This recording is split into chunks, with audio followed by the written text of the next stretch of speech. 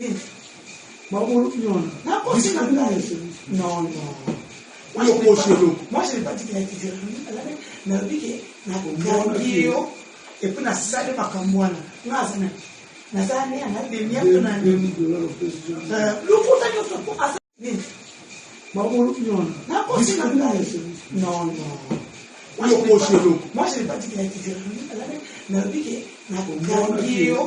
Et puis, na sale makamwana. Na zane ana demia tuna ni. Lukuta nyoso ko asa. Oui, non, on sort. Michel de là, pardon. Oui, c'est ça.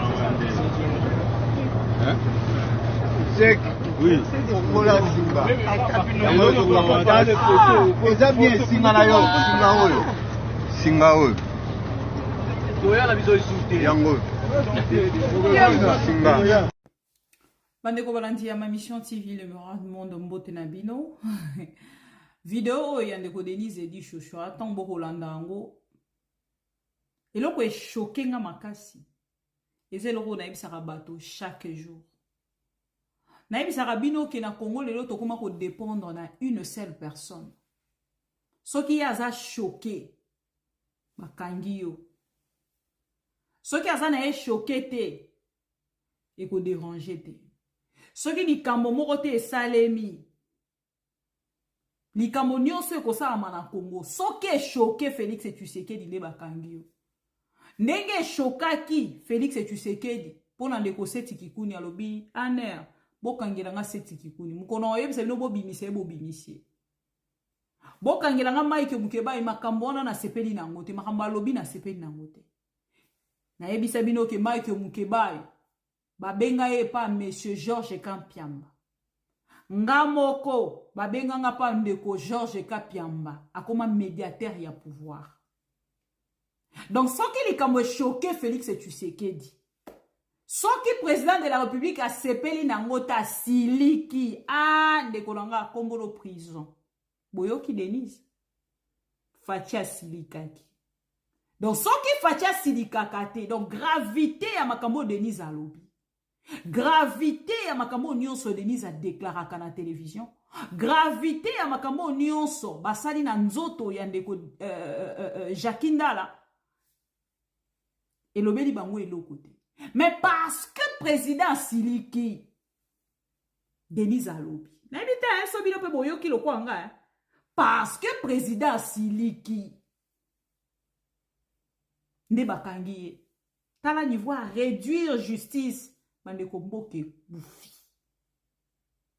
la justice est par terre. Chers amis congolais, la justice est par terre. Et dans notre pays, sauvons notre pays. C'est bien, mère. Donc, c'est un peu ça. Merci beaucoup, Maman Bibi, na nengo aujourd'hui actualité. Merci, Nabino Nyonso. Merci. Au contrôler, au gérer dossier, au grâce à yo, ndé commis à niveau commis. Donc, on te doit beaucoup. On te doit beaucoup vraiment continuer comme ça. Merci, mère. Donc, gardez la capouana, au changer tes. Pour que tu banda sikoyo collecte yandeko Jakindala et puis déjà na affiché email wana pour na bandeko nyonso baza na besoin ba participer na contribution na bango na dossier yandeko Jakindala parce que ko soutenir na munoko c'est bien bon mais ko soutenir pe na moyen financier et sungaka donc ce to okende nango pe dans ce sens et ko sunga ndeko na biso pour que makambo ako sala et que ne peut musika koleka wana voilà. Merci Nabino Nyonso, merci ndeko Grace Ibanda, ndeko journal Olingaro Loba.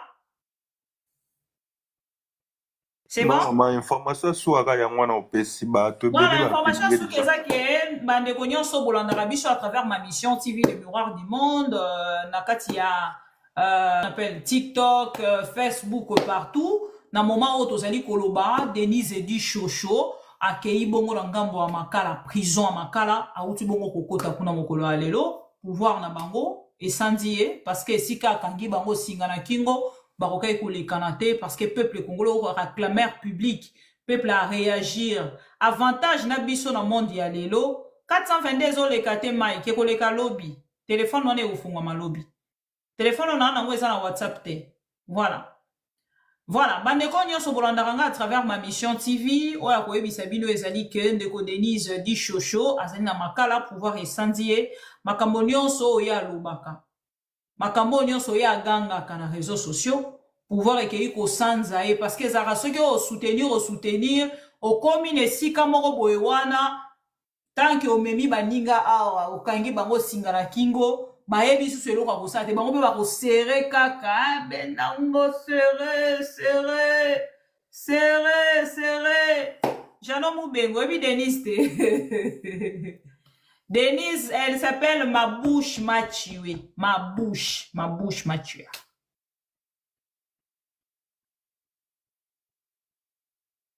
Avec un roni, challenge.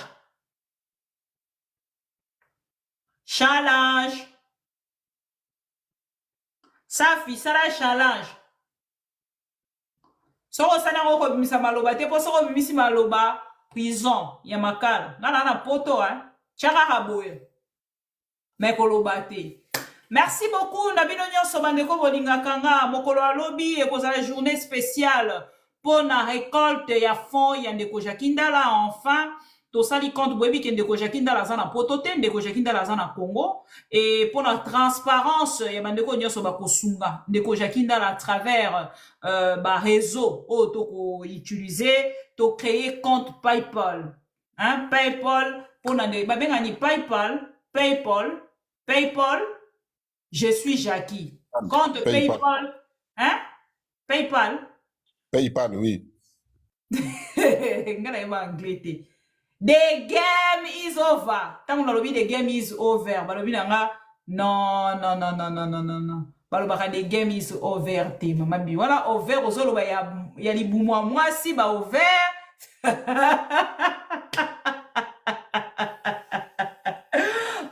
The game is over. Ah bon, babara bon bosco. Et donc on y a aussi comme une ingézana. Nga ici vous connaissez quand on parle anglais.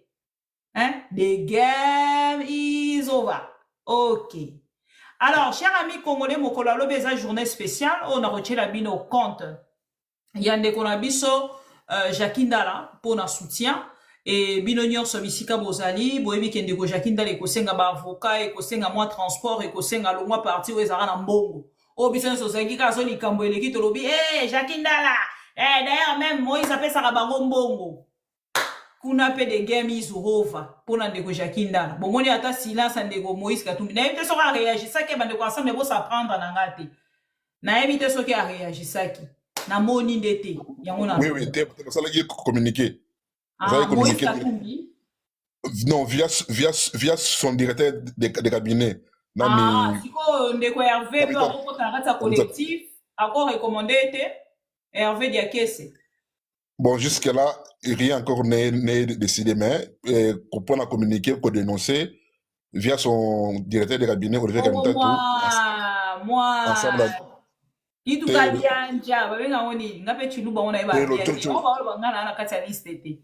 Hein? L'autre à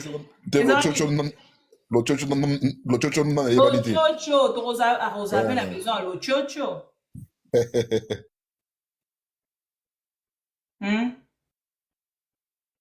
L'Ochocho, et vous appelez important. Ndeko, on a rectifié information, on va rectifier.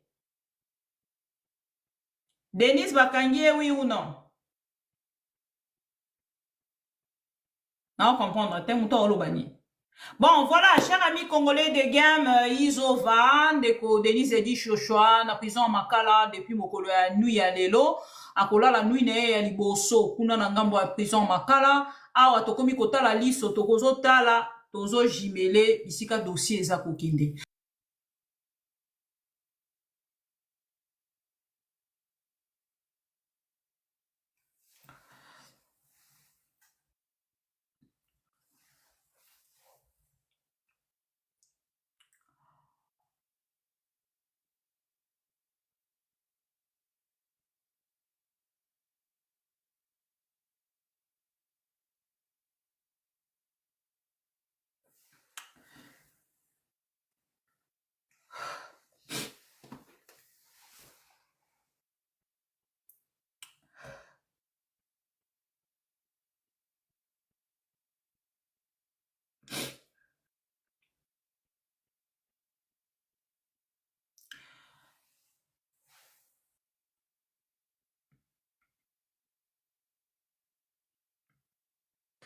Mabi, motema bon maman et sala yo. Hein.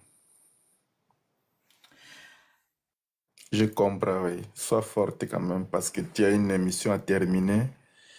Il y a l'actualité qui t'attend, donc le Congo compte sur toi. Quand tu es le porte-étendard du drapeau national, vraiment, tu as des obligations.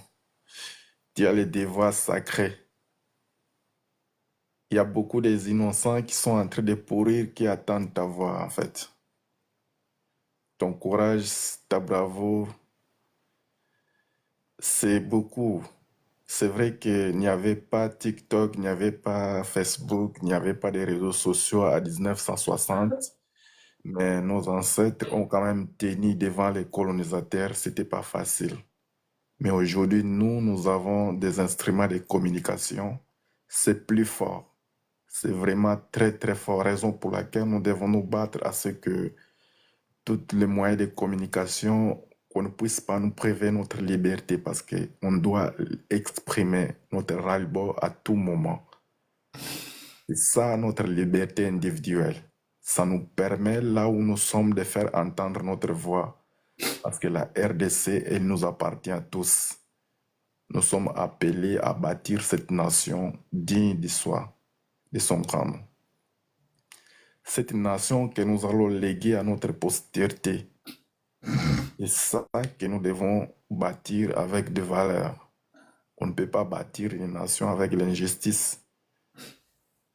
L'injustice n'est pas tolérable. Mandeko to tapoter live, to partager, to tapoter live, to partager, to make un peu kosola li Mandeko Jakinda cette fois-ci.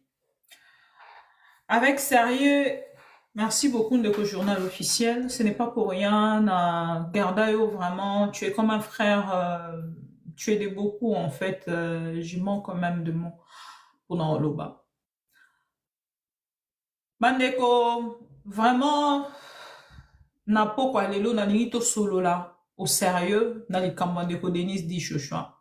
Nous sommes des êtres humains, n'a pas na biso nyonso, toroko vanda, misuba beta maboko, misuba ko sepela, misuba ko seka, misuba ko mela champagne, de misuba ko mela inga. Oui, c'est bien bon, Koseka, Kosepela, mais ce qui me choque plus, et ça comme dans la République démocratique du Congo, un Congo de valeurs transformé aujourd'hui d'un Congo des anti-valeurs. Bandeko, son on est là, ma miso bomoni pananga, mutu mokota Kosepela. Je suis une femme responsable, mère de famille, Denise Dichochoa, quel que soit Makambo Alobaka, sa mère de famille. Bandeko, pasi makasi na mote meza, koyeba une maman, oya azali na mwana, na ko Alobaka, azana même problème ya mwana nanga. Aleki na télévision pour humilier ma fille.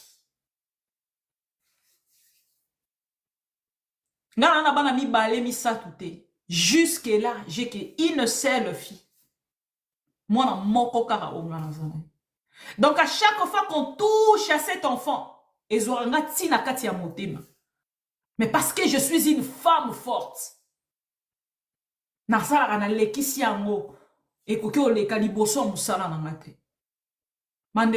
ne connaissez pas la situation de mon enfant.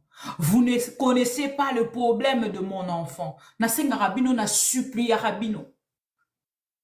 Que na kati ya ba combat o biso tozana ngo lelo na bino. Na o ngana yaka ko bimisa na munoko na concernant le pays. Insultez-moi comme vous voulez, s'il vous plaît. Insultez-moi comme vous voulez. Bon là tisanga makamonio so lokuta nandimaka. Denise a fait vraiment des choses au moté mananga si siko nazo lukana yeba natikala komona mona mwasi ote natikala kokutana na yete. Elle passe à la télé gratuitement pour salir des gens bandekonanga. Et elle se fait même en collaboration avec un monsieur qu'elle n'a jamais vu akutana na ye juste dans les réseaux sociaux. Moutoana se témoigna car ke ngai pe na soutenir Fachi a komi ko soutenir ye. akomi kolekisa ye na réseaux sociaux. Akomi kozoba insulte au moto wana zotia à l'égard ya moto nyonso koya nango na réseaux sociaux. Kotia kosala promotion, ya ba anti-valeur, ya ba insulte. Azako dépravé mers à la longueur de journée. Bato bako tala ye, bako mona ye, bako betela ye même baboko. Soroke na commentaire, lelo ba anti-valeur résuit place. Na pouvoir à Félix et tu sais qu'il. Mande koto tapoter live to partager s'il vous plaît. Navandi na bandi kotala bande konanga. Depuis to banda télévision, toza na batu mususo yo. Toyoki koseka lelo, toyebi ke muto soki navandi na eboye. Na nyonso na zoloba, oyo nakoki koloba, oyo nakoki koloba te. Et Denise le sait. L'autre fois, Nathalie Sakibino, Jacquina, la bande konanga. Ce pauvre type, qu'est-ce qu'il a fait pour mériter ce qu'il a mérité? Ce qu'il a connu dans sa vie. Dans les cachots de la nerf.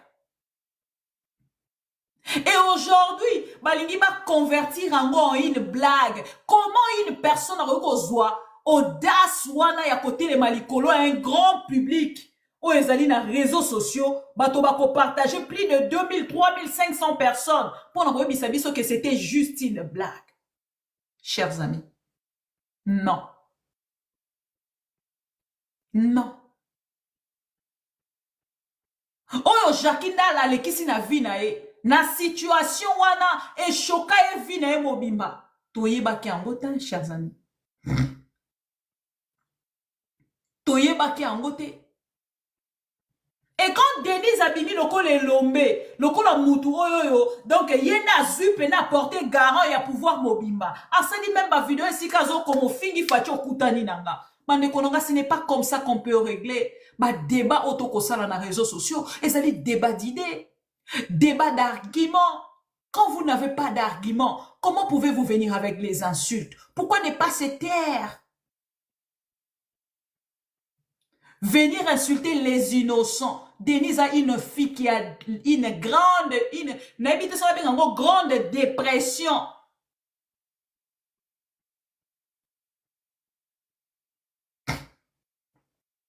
Denise a une dépression, bandeko, comme on a Olive Lembe. Quand on a kati ya réseaux sociaux, beta maluwa, ceux qui maluwa. Maluwa ou malula. Kende ko beta kuno ko mona ya Denise. Mona ana vanda kaka na kati ya chambre. Moi avec un cœur en tant que mère. Bandeko nanga na Congo nazalaki na succès nanga. Je faisais des reportages autant que na journée na zako bima na $150. J'ai tout laissé. Tout laissé pour être à côté de ma fille. Tout laissé. N'a aucun qu'on supporter ma maman ni en se zone avec le pouvoir et je reste au Congo. Mais je suis à côté de ma fille. Je suis une maman responsable. En aucun jour je quitterai ma fille pour un bonheur à Kinshasa. En aucun jour, surtout pas avec le pouvoir de Félix. Et voir une maman, une mère comme Denise accepter de passer à la télé pour un pouvoir. Pour un pouvoir. Pour un pouvoir. Ou ekopé ça yo même pas eloko moko. Koya kosala nini kobetela bango maboko ko fingela bango batu nyonso o porter garant, tu oublies même tes enfants, tes propres enfants. Mandeko, moi-même quand je parle là, je suis à l'abri. Non oloba parce que je suis à l'abri au Congo, je ne parlerai jamais comme ça. Munganga, merci. Je ne parlerai comme ça, jamais je parlerai comme ça au Congo. Aujourd'hui au Congo, botala ndeko Jakindala. Oyazali victime, chers amis. Azozo ba menace. Jakindala Azozo ba menace de mort. Jakindala komi ko s'apprendre nanga lobby, c'était vraiment quelque chose à ne pas diffuser pour l'instant. Mais j'assume, ce n'est pas grave, c'est ce qui m'est arrivé. J'assume. Et ça m'a kambe komelinga bibi. Bazo sala ba menace de mort. C'était une fierté pour na bato à pouvoir. Na pas na bango tongo ba mona ki Denise aleki na télévision. Abandi koloba pour na Jackie Ndala. Asili si koloba pour na Jackie Ndala. Alobi pour na monsieur Isidore Kwanja. Alobi monsieur Isidore Kwanja. Totobola epe na sima. Bandi konanga qui peut avoir ce courage? Qui peut avoir ce courage de dire des histoires comme ça et sortir sainte? Qui? Bande konanga, bravo encore une fois. Nga, nion sonoko zongi saka na bino. Nion sonoko zongi saka na bino. Si ya merci. Bande konanga, façon dont je suis soulagée. Le non yo kaposo la les ate. Ma fille dort depuis longtemps. Mais nga no yo kaponge zate. Non, on dirait pour ça la musambo na nga na ebisae. Mais elle va rien comprendre. Elle ne connaît même pas ce qui se passe sur les réseaux. Elle ne maîtrise rien du pays. Elle ne maîtrise personne sur les réseaux sociaux. Mais les gens préfèrent venir insulter cet enfant.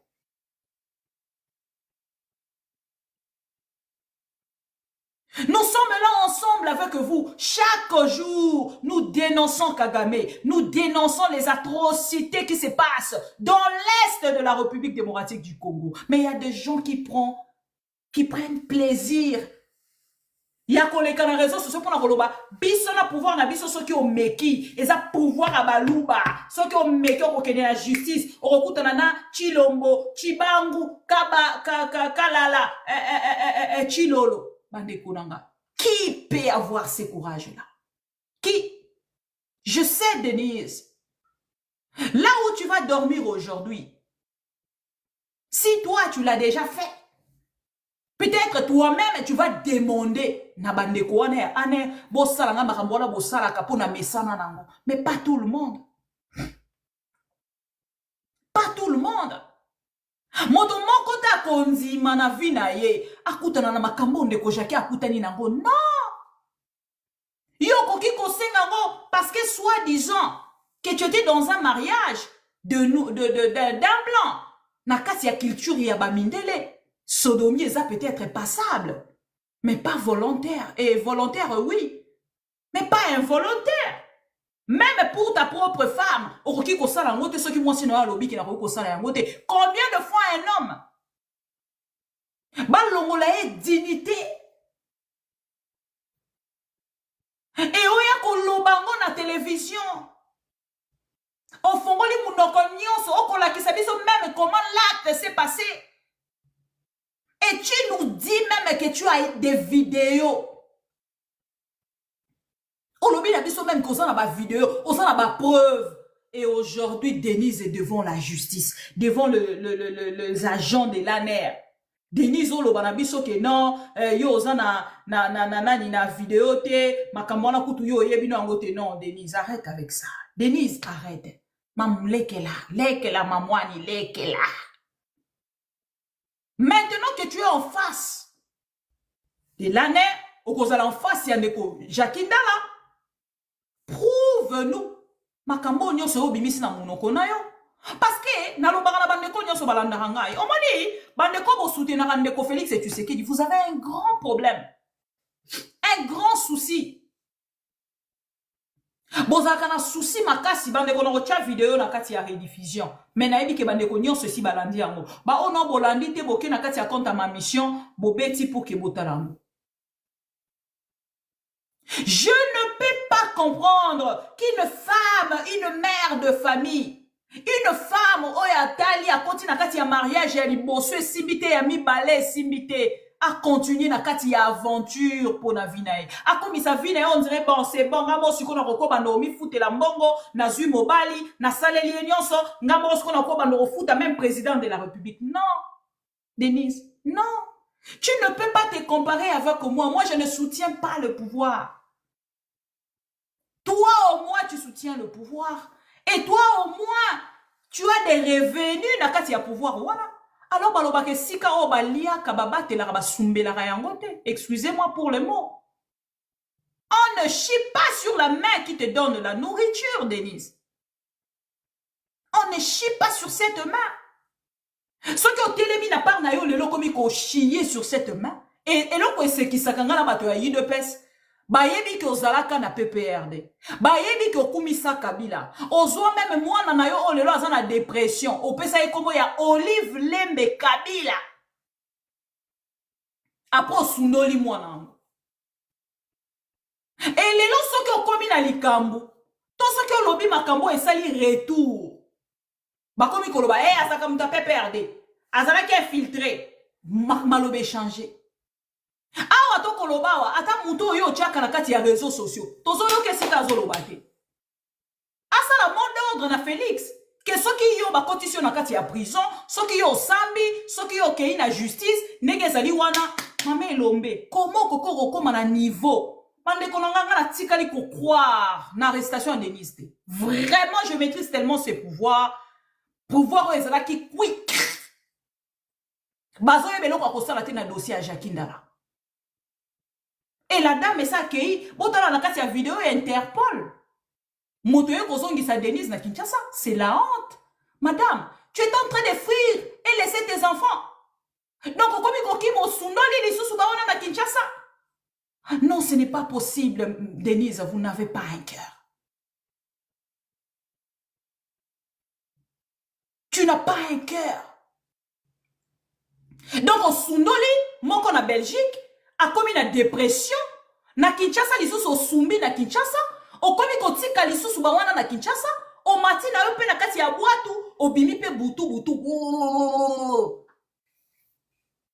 okomi na ope belle okomi na ope na Braza ndeko Steve Wembi vraiment bolimbisi parce que na tikali ko croire ata information te moko te na onyo so diffusaki mande konanga mutabela kavanda na hôpital. Mutabela kavanda na hôpital. Mutabela kavanda na hôpital. Mutabela kazala na balabala pokala te.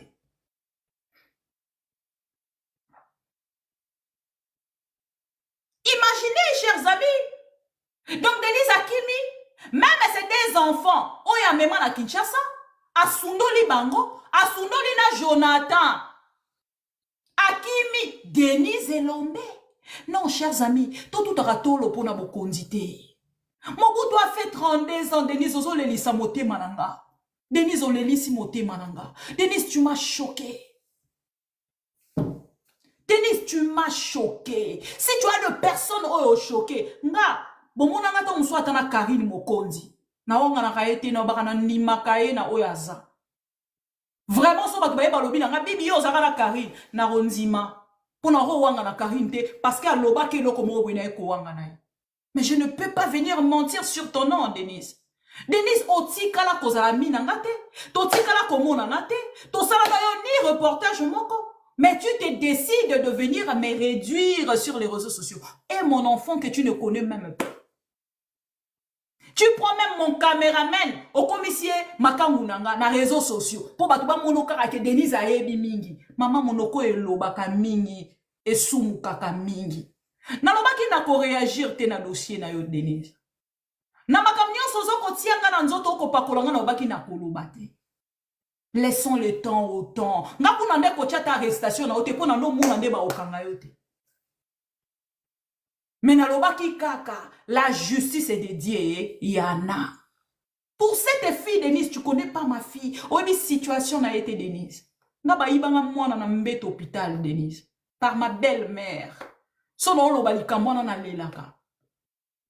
Mundelo benga ngo autisme. Menga na mona ngo autisme te. Ma fille n'est pas autiste. Ba botola emaele pa mama bokilo nanga. Ba ibanga mwana na mbete hôpital, Denise. Moi, je suis pour ton information. Hôpital par ma belle-mère. Et si papa n'a pas je fais ça, Denise. Dans hôpital. Tu ne connais pas. Tu es une mère. Moi, je mais moi, je suis avec des problèmes. Et les balles dans hôpital. Il y a naissance à moi. Et tant que vous aurez tant, il y a au fingaï.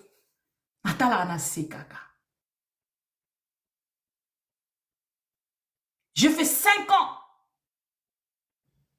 Nakati ya copinage. 11 mois avec l'homme en question, dans le mariage. Donc, 9 mois, il y a grossesse. Et moi, on a botami 2 mois, il les koufi. Pour nous, on a besoin de cette information.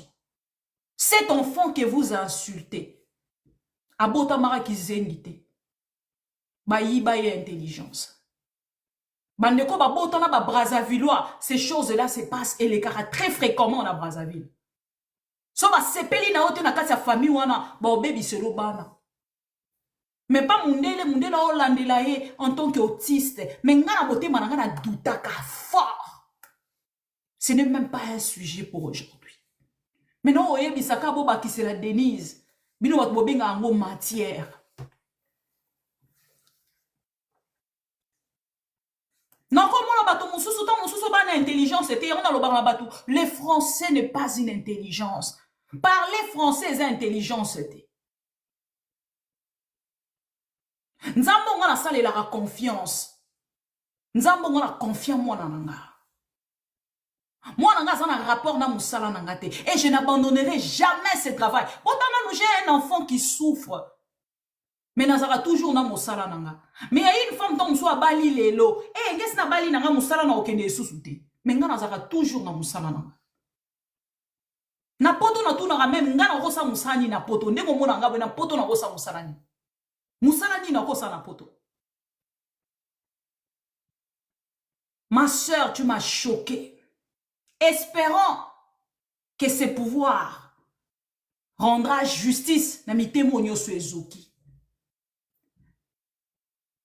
Nekonabiso Paulette Kimuntu a des enfants déjà, il y a des majeurs. On insulte insulte moko on ngala okoka ko répéter na monoko na ngate. Asali yango na Nekonabiso Paulette Kimuntu. Paulette Kimuntu aya meka ko répondre a kokite aye na vidéo ya lobby mais Denise to kolisi bana Denise. On n'a plus cet âge, il y a Robanda Kofinga dans les réseaux sociaux, pour un pouvoir qui va passer demain, Denise. Un pouvoir qui va passer. Mobutu a fait 32 ans, ma soeur. Mobutu a fait 32 ans. Papa Kabila, ouais, à Longwa qui n'a pouvoir, Banana Nzela en rébellion. Ayeti, Nakati, il y a l'autre là. Nakati à Kinshasa. Abotoli Mobutu pouvoir. Dans les 32 ans, Mobutu à Salaki. Mais, Yebisanga, où est passé papa Kabila? Où était passé Kabila? Kabila a fait 2 ans. Pourtant, les Sika Woutina pouvoir Makambo Nanga Osala, Kabila, le père à Salakango. Il a souffert comme ça avec ses pouvoirs. Il a fait ça avec le pouvoir. Pour nous voyons comment on a pouvoir. Aya Botoli Mobutu et pas Salaki Namoni. 2 ans seulement. Alekaniwa. Les autres bon sana papa Kabila. To bon sana Kabila, le père. Le père est passé. Le fils a pris les pouvoirs. Il a fait 32 ans. 18 ans, pardon. Kabila a fait 18 ans au pouvoir. Qui pourrait aujourd'hui, qui pourrait en fait à cette époque-là, afungola monokone ya finga Olive Lembe? Qui pourrait imaginer qu'un jour, Moutorokai Kovanda Bafongoli Mounoka comme Kofinga Olive Lembe? Qui? Mais aujourd'hui, même Israël au Moutombo, Azako se permettre na plateau nae Ayami Batouba fini Olive Lembe. Première dame, ancienne première dame. Pour na ba Congolais nyon solelo. Baza sous na valeur te. Baza sous na valeur te. Ba kofinga bango ndenge balingi. Est-ce que ti toloba makambo nyon so toloba? Botala lelo Félix et tu sais qu'il est au pouvoir. Mutoa lobate, soki o meki kaka. Bakangi yo bati na prison. Mais nini toloba pona Kabila te? Nini Kongola finga Kabila te? Kabila tolongola même nationalité. Kabila tolongola nyonso. Tobotola même bano abotana Olive Lembe. To pesa bango ba papa mususu. On a tout dit avec cette famille. Mande Konanga. Félix Tshisekedi nous a dit pendant qu'il était dans l'opposition. azui pouvoir lelo bakasho nyonso ya aner akangi yango eza projet na ye ya liboso akosala. Malheureusement, c'est ce que Félix a fait. Je ne sais pas. Je n'ai pas cette information.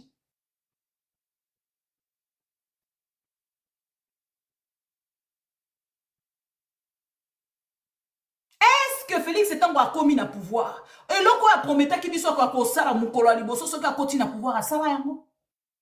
Il a promis même aux policiers, le pauvre policier, ce qui a commis le long à pouvoir, à couper sa bagonio sur un sala yango.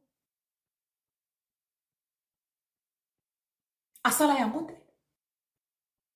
Moi, je ne peux pas prendre mon plateau. Luxe, il y a plateau nanga, na songola banda ko traiter ango, plateau moko pona ko kwe isabatu moko non. Moi, tu ne peux pas te comparer à moi. Tu ne peux pas te comparer à Pero Louara. Tu ne peux pas te comparer à Paulette Kimuntu. Nous sommes des journalistes pro-opposition, même en Europe où tu as eu les documents. Oh, tu l'as rabisso matin, midi, soir. Ezali. Les journalistes pro-pouvoir, bazali. Bino bozali pro-pouvoir. Mouta s'apprendra na binoté. Si comme biso pro-opposition, tous ont dérangé bino en quoi? Est-ce que Makambo Tolobakato consacre neko Denise? Denise ozoki si motema nanga. Poto ozoki singa na motema. Ndeko pesa nge sengote ya komuna oyo esikoza. Mais c'est juste pour quelques jours. Peut-être quelques mois. Je ne sais pas comment tu vas faire avec les enfants. Mais maman, munoko na biso tango to fongola kango ndenge ya yo moko chaka. Ezalaka pona objectif moko. Asuki wamate. Jusqu'à faire des déclarations encore sur Isidore Koutounaro, Isidore Kwanza, na rolobela ete parce que Isidore Kwanza na part na ye, asa déjà mutuya, Félix Tshisekedi, ils ont volé l'argent na francophonie et na part na ye a kolinga à souffrir na ye, mais à tombo la Félix Tshisekedi. Mais par contre, moi, tant on a moni aux huiles sous parole, malgré l'obi na Jakindala, et sali solo, batu baza kolobela ango, Jakindala zonga ebisayo ma soeur, l'obi so ki aux huiles problème, l'obi so ki problème est commis awa, yo okanga bisaka, okozwa vol, okokende posa belge, toko sakite? Est-ce que Jakindala a kosaki? Est-ce que Jakindala a kosaki? Et le long n'a pas nabino, yowana. Maman, comment yozali pouvoir nabiso baluba? Mukongo kanga munoko na yo. Muluba kanga muswahili kanga munoko na yo. Muyandi kanga munoko na yo. Soki mutandu, soki muyaka kanga munoko na yo. Ok, papa maman nabiso a este. Bolongo akuna ba tobola bino banzoto. Comment mutoko za na plaisir wana? Tu as quel plaisir, quelle différence avec toi na Kagame Oto Kondanaka matin, midi, soir. Quelle différence? Différence ces années. Yayo na Kagame Oto Lobaka matin, midi, soir. Pourquoi insulter Nanga alors? Parce que c'est que Tobola ba maman nzoto wana ezanango bien. Si ko to telemela ba Kagame ngo pourquoi? Ko tobola ba maman nzoto ndenge ba tobola kawana. Ce qui est ça en bien. Bon, tous autres nanga pourquoi? Et les lots la part na yo ne konanga Denise. Va au moins devant la justice. Parce que ce que tu nous dis, depuis tout à l'heure, nazo lingana comprendre Madame Denise azo lo balakati ya vidéo nazo comprendre te. Nani a comprendre Madame Denise a lobi na vidéo. Mande konanga na eko senga bino eloko moko. Ndeko na biso Jakindala, mande ko to tapoter vidéo. Ndeko na biso Jakindala oboso mona. Azana traumatisme. Depuis makambo e bandi boso ko imaginer ndeko Jakindala déconnecter ba téléphone na enyoso. Il a été obligé de le faire parce que maintenant c'est l'équipe. Na komi ko solo na petit frère ya Jakindala pour que nous information à Jakindala. Donc boko ba menace ya ba sorti nyonso ndeko Jakindala zokozwa ba menace ya ba sorti nyonso. Aussitôt ba ke ko suspendre un cessate. C'était pour que Jackie Ndala l'obate. C'était pour que Jackie Ndala l'obali sous-souté. Voilà pourquoi on a lancé Ngabino. To créer, quand on a créé, pardon. Pour que ton mec soutenir Jackie Ndala. L'Ikani c'est où ta kepa na bino. Ndeko na biso moko aloba ki alobi mama bibi to sala gagnante pour na ndeko Jackie Ndala. To sala gagnante pour na ndeko Jackie Ndala. Et gagnante wana esunga ye pour na ba avocat. Eza na ba avocat musu ba koya kokota na kati ya collectif wana ya ba avocat ba kozata musu ba très soki bango nyonso ba kozaba avocat ya ofele. Ça esengeli déjà to yeba. Parce que pour que ne se confier na ba avocat na faut pas la ba avocat ya ko bana ko futa bango et ba ko se soumettre na nzela ya makambo ndeko Jackie Ndala ba ko rendre un service dans ce sens. Pas des avocats traîtres ba ko ya et puis ba komi komema makambo awa ba kena yango kuna na gauche.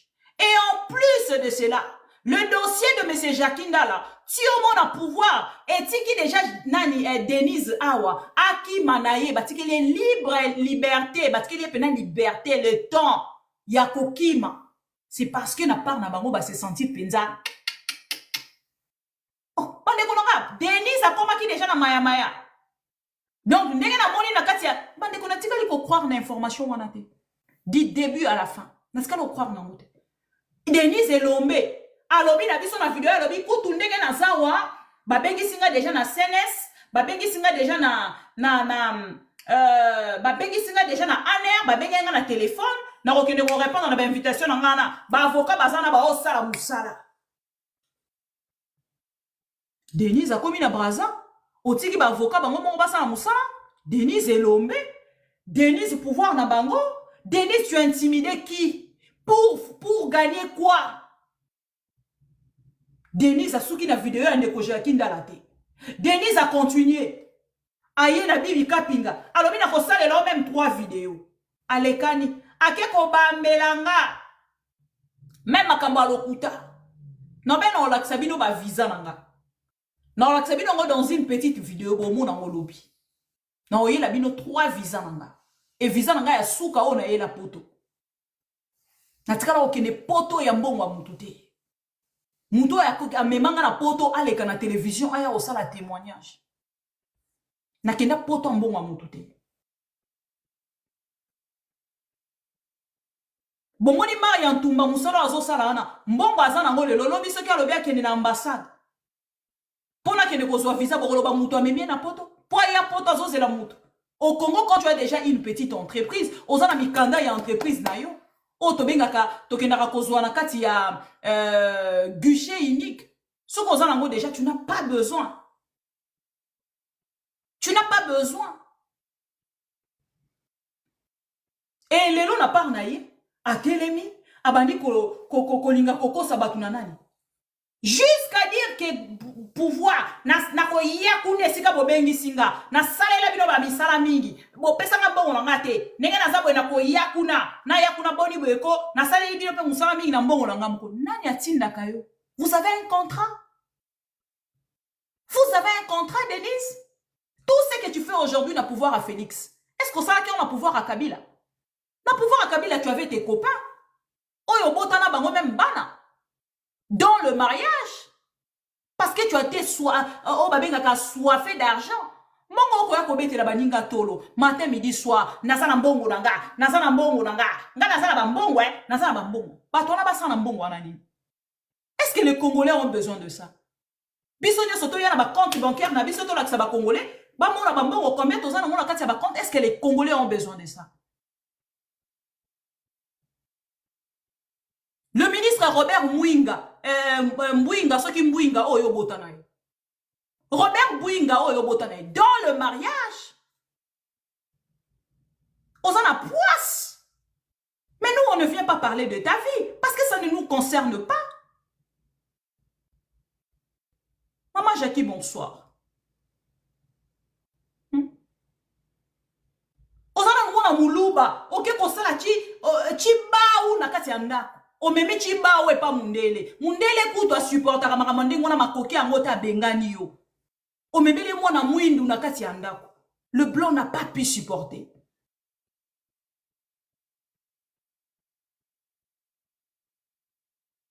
Et Robert Bouinga wana tonga soki Mwinga tonga bota kinayo. Les messieurs Robert Mwinga. Les lots soki akomona yo na mwana na, est-ce qu'il a l'honneur de se dire qu'il n'a bota na moisi? Je ne pense pas. Ma bibi, d'ailleurs, Robert Mbouinga, c'est un professeur. Hein. Imagine en plus. Professeur de son état. Imagine. Ex-ministre des Affaires foncières. Imagine en plus. Et ce ministre-là, l'ancien ministre-là, ce qui a zota là, aza penda na esengwa kolobake, mwana nanga mama na mama mwana nanga ewana. Il y a un monsieur qui peut supporter ça. De voir une femme.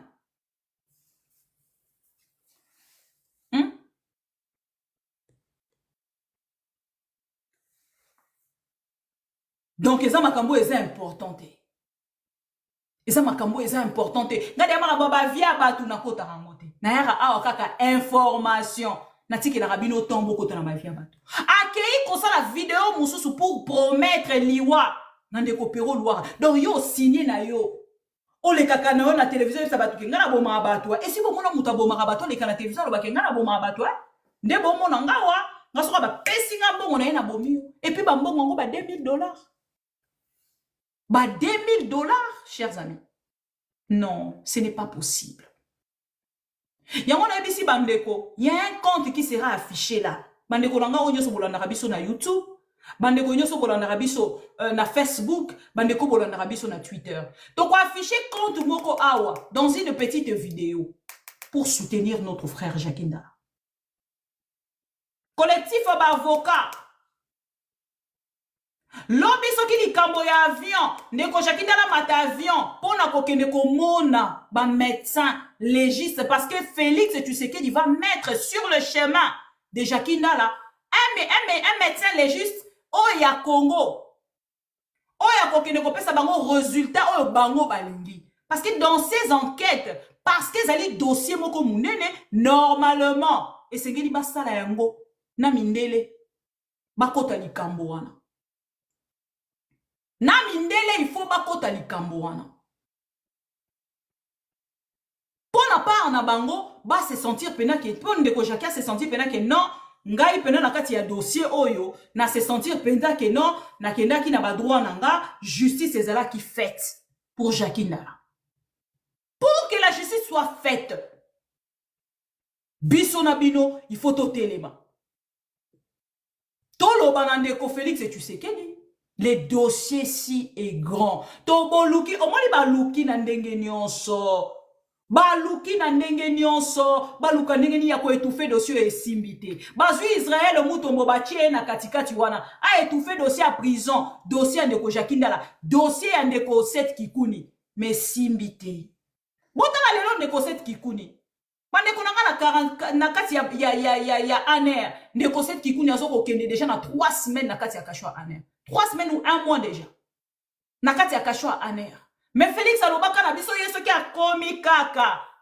Akangi bakasho nyoso ya aner. Et lelo toza wapi. Je suis désolé. Lelo toza wapi. Ndeko na biso Denise Denise Nyakeo. Je suis désolé maman Denise Nyakeo. Mais bibwele na yo. Quand même. Merci beaucoup, premièrement, naba peuple congolais. Merci beaucoup, naba service au nyonso. Bosali kelelo, biso to ça va soulager à taille à 1%, à 0,5%. Juste tout le monde encore que peuple congolais mobima monake. Nul n'est au-dessus de la loi, ils allaient se locanter. Bamoni quand même kelelo, bozu vous présenter à comme quoi biso, oh non, Fachinda Silikaki. Ah donc, tous en a raison. Félix et tu sais qu'il bravo à vous les pro-Congo. Bravo encore une fois les pro-Congo. Bravo à vous. Parce que les lots na Congo, tozo vivre na kati ya prison à ciel ouvert. Ce qui ont mécu Koloba, bon t'as un victime. bandeko nyonso bautaka Congo bayaka na poto ntango babwakaka ngunda bakendaka jamais pas médecin mpo bavérifie bango soki baya bapede balimbisanga esika baza bandeko wana ntango bayaka na poto bavérifiaka bango te ntango bakobwaka ngunda mpo balobake nga naza pede ndenge naza boye na mboka na nga bazolukisa nga mpo Constant Mutamba alobaki Constant Mutamba apesi bagarçon ebele mukanda na poto awa me ntango bayaka na poto jamais bakendaka kovérifie bango mpo batala non fongola nanu kuna totala soki mpenza azalaka nani non qui peut accepter Maman Bibi, ya kokitisa dignité na ye na public je vous ai oyebisa bino bien makambo dit nyonso que Jacques Ndala azwi na courage wana ya koyebisa biso. c'est pour cela, moi, je vous avais dit, la meilleure preuve est Ali, le bourreau lui-même qui a fait des aveux. Parce que tant que vous avez ça la chantage na vidéo na yowana, en fait, à la si à la face du monde, Moussala oye a commandité qui et comment il s'est le si ba détail nyons. Et la victime n'a fait que confirmer ba ave oyo ba sala qui est na chantage, ça c'est clair. Comment on peut encore lui demander hier ou ça la preuve? La preuve, Imagine elle est là. comment on oriente même un procès. Les preuves sont déjà là. Oye asala qui makambona ye mo kwa témoin. Mathieu Kangi micro, Mathieu Kangi micro. Bonsoir, bonsoir. Okangi micro ndeko. Il a déjà rendu témoignage na ils a très très clair na vidéo, ils a toujours sur le net et puis si tu télécharger en déjà. Donc moi ya longola so ils a na minicho. Il a fait un chantage à Saliba ave na chantage wana. Et en plus ndeko Jacques Ndala, la seule chose qu'on peut lui poser la question, est-ce que c'est vrai? Mais oui, c'est vrai. Il a déjà confirmé mais seulement. Maintenant bah ça là moi devant juge. Il y a une explication de ça qui c'est clair. Il y a un détail de service à Sima. Bien service à Sima. Je t'ai fait ça bien. On a encore les preuves. Comment il y a dilatoire, maman. Je confirme maintenant hypothèse aux alakina que service est protégé. Parce que moi je ne vois pas comment il a été à traverser Brazzaville et pourtant Azalaki est déjà ciblé. Donc, Babanda a protégé et ceux qui ont voyagé, moi je parie qu'ils ont balancé bataille na justice à Congo. Embarrassé par la situation. Oui, bataille situation justice à Congo na poto. À ceux qui ont kangé na poto à souffrir. Mieux vaut ça l'assemblée au Kangaye na Congo. C'est ce que moi je pressens en fait. Parce que ceux qui ont na Belgique. Moi si oyo na makambo nyonso to azana ngo lelo en tout cas so batie ka maboko a kombozo ba peine ebele mais ba moni ba balancer non mieux vaut to sala assembler au bloquer au côté yo to gérer au kaka parce que wana izalo wala tant moi vidéo wana izalo wala moi ma solo ka ya famille ba solo et ça instruction mais regardez même azolo bana na moto wana ya aner hein. Depuis le mois de 2016, Bomonanga lisusu. Est-ce que depuis le mois de 2016, Bomonanga lisusu na mamakamande mwana? Exactement. Et maintenant pour la makamwa médecin légiste par rapport au tinao de Chakoloba yango, donc on ne peut même pas demander à Jacques Ndala kendo sala li kambwana. Lui c'est qu'on doit lui demander à yako confirmer. Et puis il est déjà confirmé parce qu'a déposé qui plainte na yende plaignant. On ne peut pas lui demander, lui, on y a une contre-vérification pour prouver qu'ils n'ont pas fait ça. Et comment on prouver, étant donné que mon qu'on a aussi à trahir bango. Ils n'ont plus les moyens de le prouver. Donc, les lots oyo justice, ceux qui bassemblent ici dossier oyo en tout, même na 50% impartialité, bako s'en sortir dans le et ternir déjà image à aner. Surtout zala qui na mboka oyo ba institution ndenge ba lobaka ki séparation des pouvoirs. Mais le parlement il faut y interpeller directeur à aner ba entendre y. Maman na États-Unis, les pays les plus puissants du monde. Président nani directeur FBI, directeur CIA, ale kakana Sénat, le kakana chambre des représentants ba yo qui dernièrement ba longola ki moko affaire nini ba longola ki affaire kaka mukie même directeur à Facebook ba bengisi o pesa biso ba donner na yo ya ba to ba ya lobi ba donner privé ça secret défendre ko pesa moté jamais et ça impossible tozali na comment babenga ngo tout un protocole na biso confidentialité na ba client jamais nga na rezo ba information on a livré bino et c'est comme ça. Il n'a pas livré. C'est ça la démocratie. C'est pour cela que j'ai dit, nous, on ne peut pas inventer notre propre démocratie. À la congolaise. Parce que tout l'année, quand on a suivi la démocratie, il fallait combattre Mobutu, tout le monde na pouvoir Mobutu, papa moko, maman moko, parti moko. Tant que comme il y a multipartisme, va accepter tout vendre dans la démocratie, na ezaleli, il y a des démocrates. Maintenant, tant qu'on dit mi chemin wana, Maman Denise a interpellé, il faut vraiment appeler sa lumière dans ma kamuna yemoko oyalobaki. Ce qui a appelé biso ba lumière te. On confirme la plainte à Jacques Ndala parce que c'est clairement établi que aza lelo ba victime ne soit bimagono bazala traumatisé, ba za sommet de ne pas témoigner contre service wana parce que bazo banga ba buma bango. Tu vois? Si on a la chance aujourd'hui à cause de la vérité, parce que yo muto sungiye, mais la vérité va n'abimiter. Mais déjà, il y a un témoin oculaire où il y a des commanditaires à une opération en tous ces détails, ils ont Denise. Oui. Ma communauté n'a niveau à ces vidéos pour nous orienter la population. Exactement. Déjà orienté voilà pourquoi on a communiqué. Il y a monsieur le ministre monsieur Jacques Ndala doit amener aussi ses preuves. Ce n'est pas le travail du ministre. Comment il peut orienter les procès avant même toute instruction et ça? Tozali na jungle maman, jungle wana iso luka ndenge nini bako sauver image mais il n'y a plus rien à sauver. Félix Tshisekedi aza déjà dans la merde. Oui. Aza déjà dans la merde. merde. Embarrassé par la situation. Tout le monde a même batozo yamba na États-Unis. On dirait mutakende kaka la séance photo, à ça l'assemblée de quelque chose, mais il n'y a rien, il n'y aura plus rien pour Félix Tshisekedi. Bato nyons bazana pouvoir ba profiter na ba on kaka ko yiba ndenge ba mesana ko yiba. Mais oya kozala na chance à s'en sortir, oya kozala na chance te à couler na Félix, le peuple va les arrêter. Omoni eloko basali Maria wana kutuza bien batambusia makolongolo. Mais Félix toko traîner des corps na ye na ba famille toko traîner bango dans la rue. Oyo ba moni wana eza muke. Parce que c'est un citoyen simple, il n'a pas volé l'argent de l'État. Mais bango bazo bambongo à l'État, bazo sala biso ki koulon en plus, toko traîner ba corps na bango, ba kita ba mata toko zoa bango, bango ndi ba ozala bato li bosso ou toko chasser dans la rue. Même au bout toko bengana dans la rue. Merci beaucoup bande comme ça va réagir.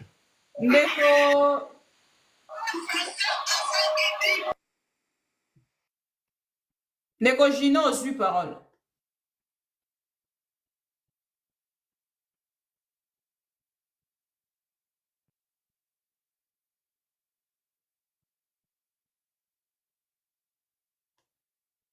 Gino m'a ozwi parole.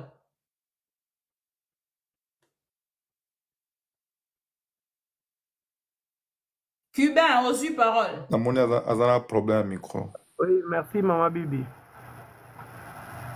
Naza na maloba ebele te.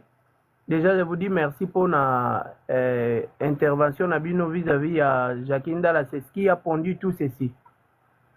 Courage, ne découragez pas. Ata soki peuple congolais baza reconnaissant pour biso soza ba péré, mais il y a un Dieu qui pense à vous, qui ne cesse de vous protéger. Amen, merci. Naza na moi petite préoccupation moko. Je me dis que si Jacques Ndala pouvait subir tout ceci, et ça, en quelque sorte, peut pour Moïse Katumbi na parti politique na ensemble. Parce que en ces temps-là, Azaki Moko y a lieutenant ou généraux na bango. Mais je suis indigné comment on a traitement au réservé là qui Jacques Ndala par après. Et maintenant là, si peut-être que Bazaki ignorant y a information telle que celle-ci. Tant ou bayoki yango. Oui, vous venez de dire que vous allez donner les numéros à compte moko esengeto sungande konabiso Jacques Ndala. Mais il me semble que Moïse Katumbi est millionnaire, soit peu milliardaire. face à tout ceci, atikali kaka na monde na bango ya kara, je ne sais pas répondre à cette question, on a la partie ensemble été, hein. C'est une question directe, moi, je suppose que dans live, oh, bah, ensemble d'une manière ou d'une autre, bah, moi, je n'ai pas le pouvoir, je n'ai pas la possibilité de voir Moïse Katumbi. Si j'en avais, j'allais le poser cette même question en face. En tout cas, moi, je pense que l'olenge ba politicien nabiso congolais, il y a un peuple congolais de plus en plus naïf. Parce que face à ba traitement ya boye, nani ya kondimation ko la confiance na moko ya ba politicien nabiso, tango ba kobengisa batu venez, faisons ceci, faisons cela. Tozo monaka yango de temps en temps ba kobimisa bana batu, ba bimi ba ke ko sala ba manifestation. Liwana arrestation yaka, ils sont incapables de rolande la batuna bango wana pour pesa bango solution ou soit ya kozo ya pesa bango liberté ou bien ko indemniser même bateau bazo kufa. Voyez maintenant, Jacques Ndala lui au moins a kufite mais atikali na réputation moko o ekufi. Mais vous êtes sans ignorant, y a récompense. Oyo ensemble pour la République, y compris Moïse Katumbi, bah réservé là Jacques Ndala après avoir subir bah makambu ya boye, après avoir humilié moi si naie selon bah dire naie vraiment je suis déçu, hein. Je viens de comprendre pourquoi peuple Hermoro boye ngana trop dur envers le peuple congolais que nous sommes, notre tabisoka des naïfs, mais je viens de trouver une partie à réponse face à la naïveté de peut-être que le peuple a eu aussi une vision un peu lointaine vis-à-vis de comportement des politiciens. Mais voilà, nous avons commenté, on a lobby, mais Ndeko Jackie Salongwa qui parti, donc voilà. Alongwa qui, bien sûr, je n'en disconviens pas, mais Alongwa qui n'est après avoir fait subir une humiliation, nous connaissons ça tous. Et comment qui a waso qui n'a pas force du progrès na bango kuna bakoma koleka kana ba télé kolobela eba n'importe quoi. Il y a quand même de ces choses qu'on ne peut pas faire et pas ya mutu à risquer vie na ye pona yo. Ata soki que politique est un monde ya ingratitude mais au moins lokola ba humain to de la moi reconnaissance. Jacques Ndala beti une année nandambu 2 ans en prison.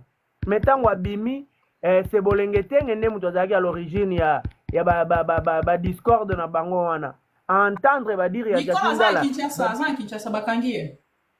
ba déclaration ya Jacques Ndala ezalaki légitime mais tala ndenge bolengete a utilisé à manipuler jeunesse ya parti na bango bakomi ko tirer Jacques Ndala ça et là les traîner na potopoto comme si c'était un petit messie so ipendengeni. Or Mamou Jacques Ndala bandaki ko réclamer en tant que président de la jeunesse et ensemble et zalaki pour na bien-être de la jeunesse.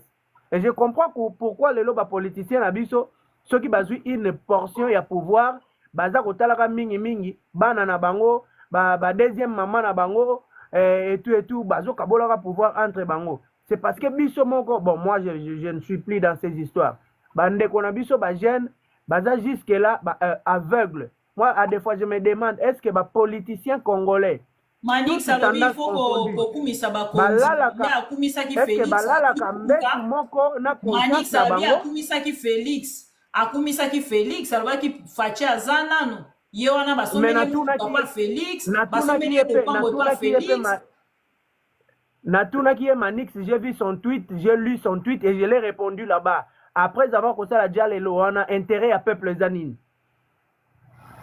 Intérêt à peuple zanine. Et c'est dans ça qu'ils sont excellents. Et c'est dans ça. Ils doivent peut-être être aussi victimes de Mambo Jacques Ndala Zoloba. Parce que nous connaissons tous que Manix a été arrêté étant opposant. Abima, chanteur, il y a Félix. Sous quelle magie? Sous quelle magie? Et ça important, biso peuple congolais, surtout la jeunesse, tous en conscience. Je me demande de ceux qui sont politiciens congolais, tola la bala la place moko na ba conscience na bango. Et même lorsqu'ils passent na ba plateau ba émission, j'ai l'impression comme si ba kitsaka conscience na bango na porte d'entrée. Allez, ba mati na plateau on a inconscient, nde babanda kosala baincantation na bango wana. Voilà tout ce qu'ils ont réservé na Jakindala lokola sort sima ya kosubir makambo. En tout cas, je me limite là de peur qu'il y en a qui ne musika. Merci beaucoup, Ndeko Kibin. C'est très gentil de votre part. Côté de participer, merci beaucoup. Ndeko Ginome. Ginome a osé parole. Ndeko Ginome, on dirait Azate, hein? Bon, Mouniang a osé parole. Bonsoir na bandeko nyonso baolanda. Bonsoir. Nga nalingai na répondre ndeko ya uti koloba mpona Moïse Katumbi. Eza sujet te maman, eza sujet te. Te na eza sujet te mais nazo répondre eka mokesi mato okende na makambo ya Jakinda. Tango alobi ke il fallait ba soutenir Jakinda la tango Chéribin okenda kufaka. Ye Moïse Katumbi alobaka ni fallait ba luka ba avocat international pona ba yeba auteur ya liwa wana esuka wapi esuka ningi esuka na makambo ya Jakinda la oyo ndenge ezokende okebi te okende ngo musika te soki kuta bimaki ta libanda ndenge mosusu ba ministre aloba na ye ke aya na ba preuve photo wana munoko wana ya Denise de Cherchois ezolakisa preuve te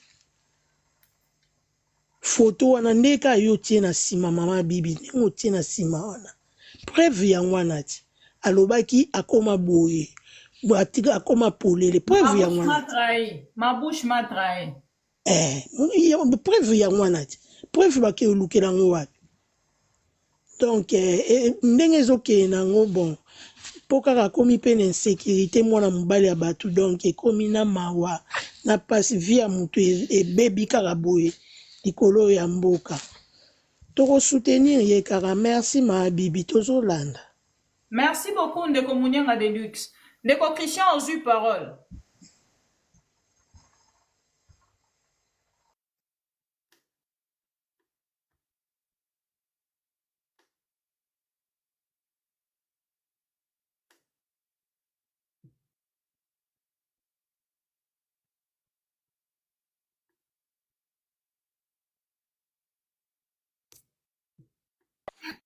Allô? Oui, Ndeko Christian. Bonsoir Mama Bibi Kapina. Bonsoir. Bonsoir pena bandeko nyonso bazolanda baza en live. En fait, nalingaki na intervenir par rapport à makambo qui s'est passé ya ndeko Jakindala. D'abord, tu reflétaka ba éducation na biso.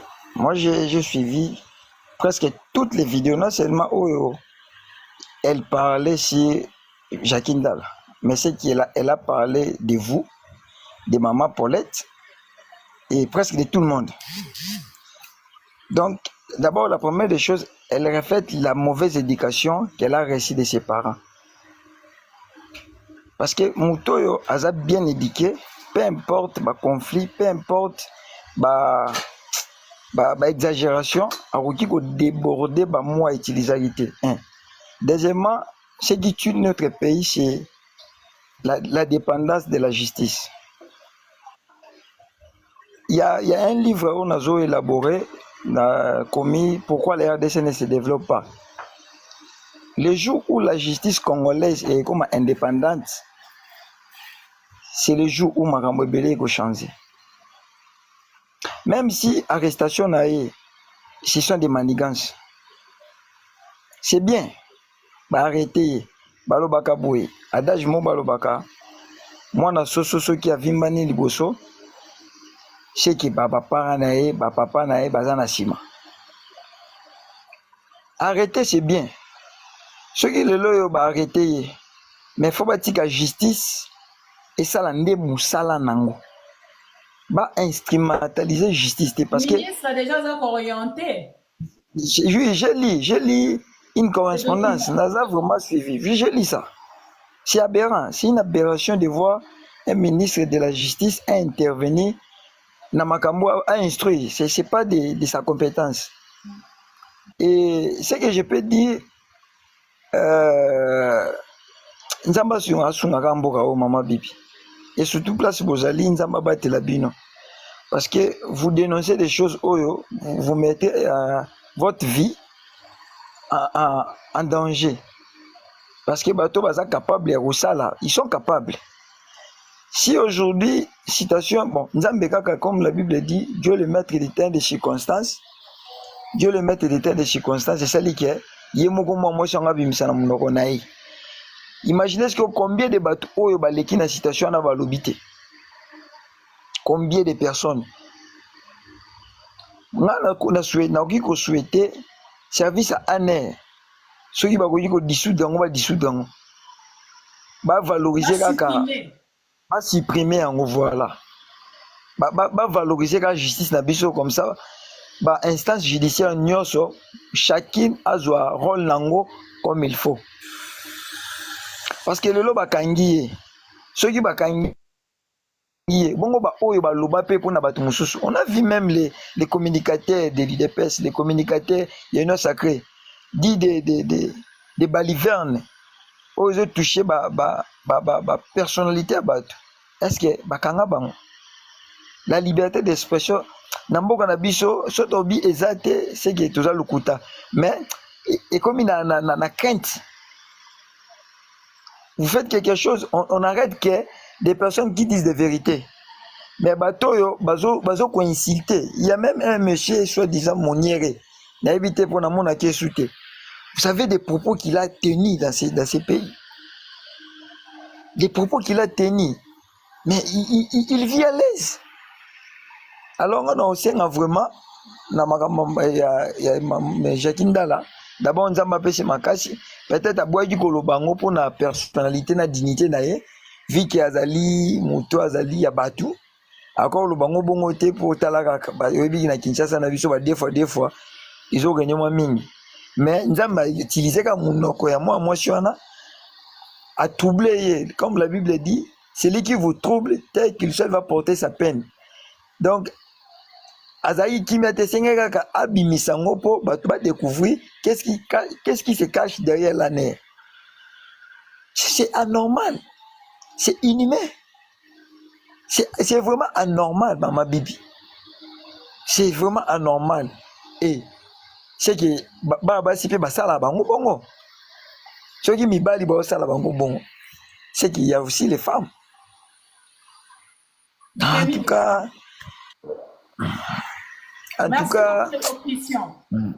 merci beaucoup, Maman Bibi. Merci pour votre participation. Décongrâce, Banda, aux yeux paroles. Merci, Maman Bibi. Narolobaka Kaboyeko, c'est trop déplorable. Hein? Comme le Koulout Jackie, on ne cessera jamais de le dire. Même de Kalobika comme Gilles Mouniere, Yemoko Chilombo, attenant ba propos discourtois ya makashi à l'encontre ya Kabila, mais Moutakanga était pour un outrage. Alors Kabila qui dit c'est la pantron na pas Kagame, qui l'avait arrêté. Et une kolobake on nique. C'est ça. Mais aujourd'hui, Barnabé Bakanga pour la Félix. Barnabé Bakangaye pour un outrage pour la vérité. Alors, donc, on comprend que IDPS, c'est leur modus operandi. Le Kamba dossier, il y a un Koulouto Jakinda là. C'est-à-dire que. Est-ce que le pouvoir Barokora se débarrasser d'un yango ndeko? Vous avez un peu perdu, hein? Dans le procès, le dossier.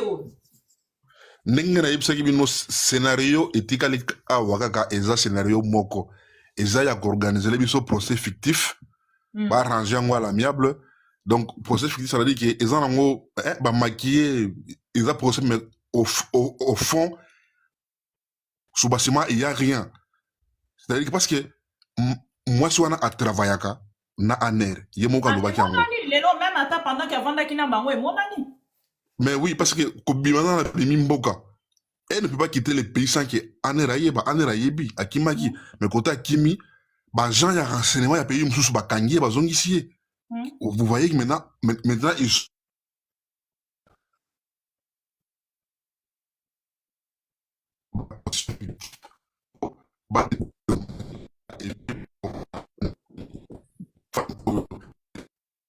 Toto combien t'es ndeko Ibanda? Allô? C'est bon, c'est quoi? Ah, bah, oui, ok. Dans le but que scénario, tu as moko, organiser un procès fictif. Il n'y aura rien de concret. Alors, l'idée aujourd'hui, il y a créer compte pour soutenir Koulout Jakinda, là, c'était très important parce que aider. Parce que moi, je le soutiens et je l'encourage. Ceux qui attendent de connaître, ceux qui ont commis les messages. Peu importe ici, il y a décision de la justice. À ça, la recours dans l'instance de la justice internationale. Parce que le lot de choses à ça qui bave non judiciaire. Parce qu'il y a les aveux judiciaires et les aveux non judiciaires. Pour que bave non judiciaire est recevable, il y a certaines conditions ou certaines conditions qui doivent être respectées. Même chez Wangani, c'est la preuve irréfutable, c'est l'examen médical, il y a Jakindala.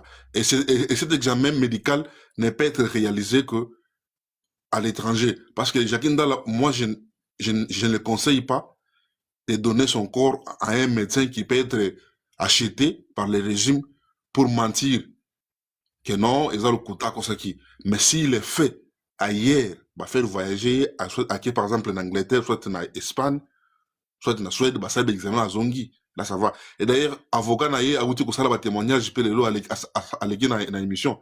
Alors, que client à Bango, santé naïe, ça bien été. Bozo menega, mais bon, bimi, avant de m'outou mais il n'est pas lui. Nakati naïe, oyeza nakati naïe, si ce n'est pas encore lui. Bon, permettez, les spermatozoïdes qui sont entrés en lui ont créé des fissurations au niveau, il y a type digestif. Il n'est pas à l'aise. À tout moment, il y a des bourdonnements et créé par infection. Aux hommes. Parce que, na cours où il y a victimologie de Tanguy, on ne peut pas étaler théorie pour ce que tu ce n'est pas facile d'avouer un viol. Nan no bino basilinga baza bongo soki ba violer c'est difficile pour avouer en gros, très difficile à avouer en gros.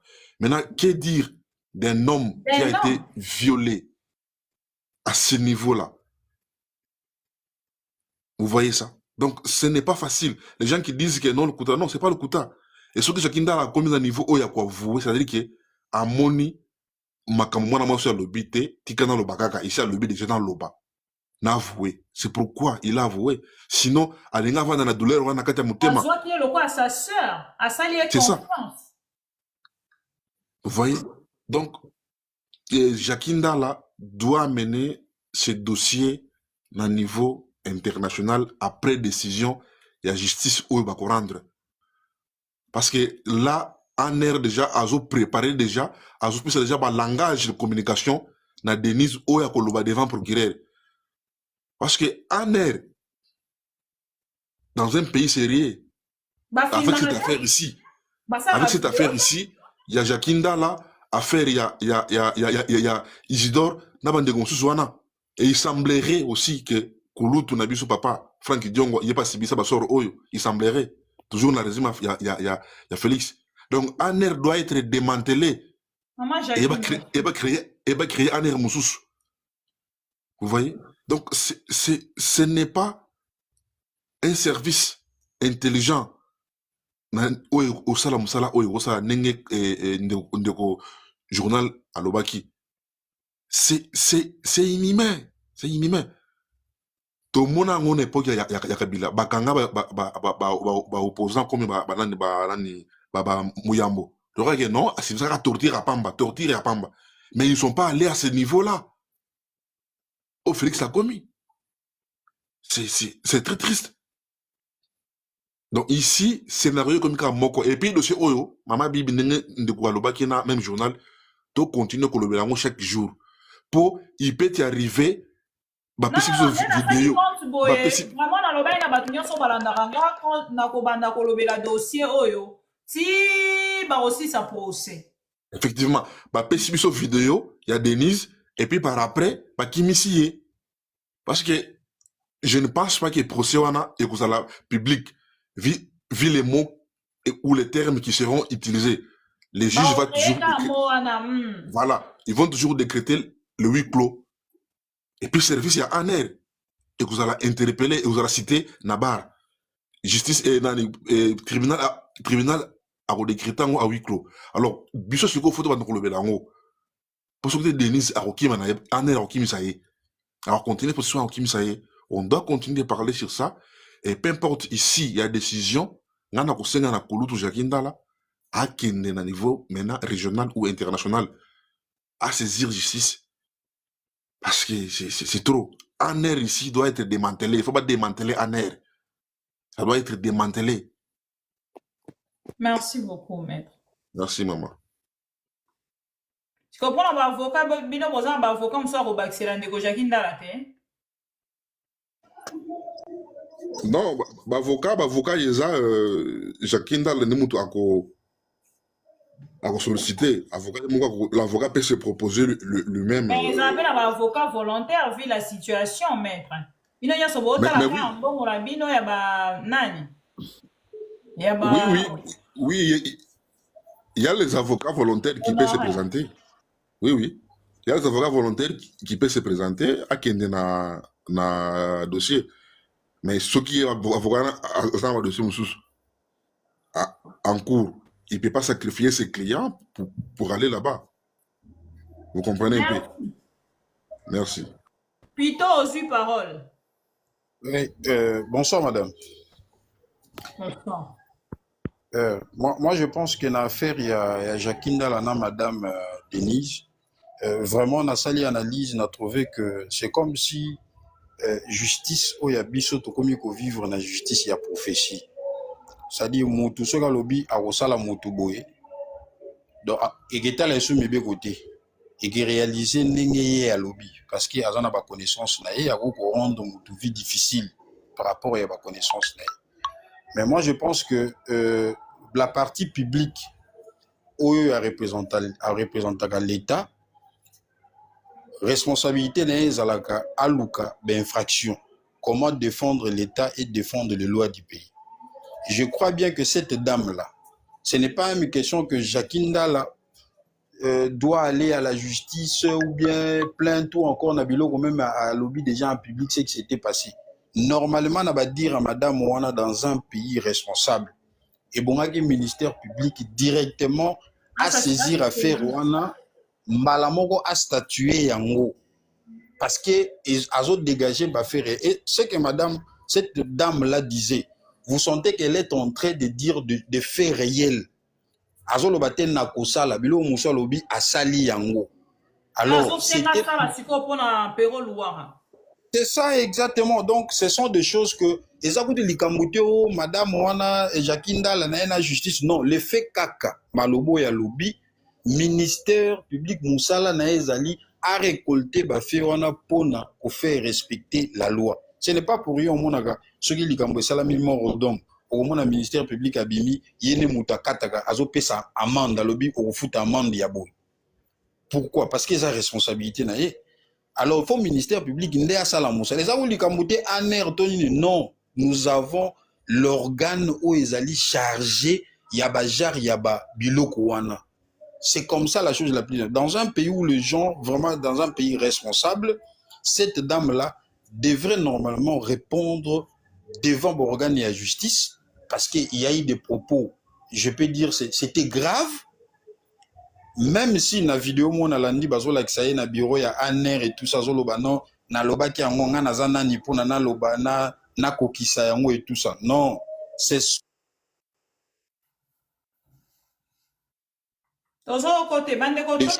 affirmation aux amutu où l'État il faut aille. C'est comme ça. Voilà. On s'en prend ma connexion, on dirait des donc, voilà un peu ce que j'allais dire. Donc, merci donc, voilà un peu ce que j'allais dire. Donc, voilà. Merci beaucoup, Ndeko Pito. Ndeko Gracie Banda, Ndeko journal officiel, c'est pour ça que nous avons ici, un peu mis à moto. Na moi, bat basili.